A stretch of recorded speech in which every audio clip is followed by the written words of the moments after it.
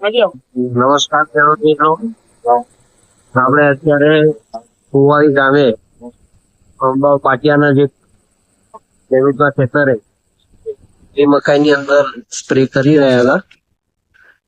હાલ અમારો સ્પ્રે પૂરો થયો છે.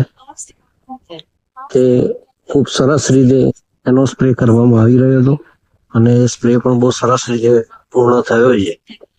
ખેડૂતનો આપણે એમની સાથે અભિપ્રાય લઈએ અને ખેડૂતના અનુભવને અમારી સાથે થોડો શેર કરીએ કે એમને કેવું લાગ્યું.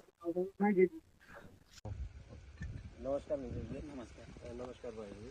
ડભોઈ એગ્રો સર્ચ પરથી આવું છું અને આપણે અત્યારે તમારા ખેતરની અંદર જે ડ્રોનથી સ્પ્રે અત્યારે જ કર્યું છે આપણે, તો આ ડ્રોનથી જે અત્યારે હાલ સ્પ્રે થયો એની અંદર તમારું શું કહેવું છે, કેવું લાગ્યું તમને? સારું છે, રિઝલ્ટ ડ્રોનથી દવા મારી સારું છે અને જે હાઇટ પ્રમાણ મકાઈ છે એના કરતાં નીચે જમીને લાગે છે ડ્રોનથી દવા.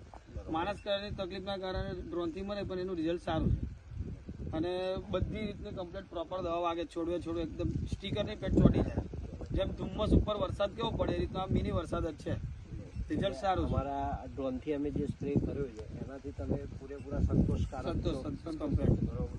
તમને કેવું લાગે છે ભાઈ? રિઝલ્ટ બી સારું રિઝલ્ટ સારું દવા છંટકાવ સારો છે. મતલબ તમે આ બાબતે બીજા ખેડૂતોને શું અભિપ્રાય આપી શકો? જેમ અત્યારે હાલ લેબર વર્ગ આપણને નથી મળતું, બરોબર, મળે છે તો યોગ્ય કામ નથી થતું, બરોબર, તો એ બાબતનો તમે બીજા ખેડૂતોને શું અભિપ્રાય આપી શકો? કહીએ કે ભાઈ એકવાર ટ્રાય કરો, ડ્રોનથી તમે મરાવો, જુઓ યોગ્ય લાગે કે એવું રિઝલ્ટ છે. માણસો કરતા રિઝલ્ટ સારું છે.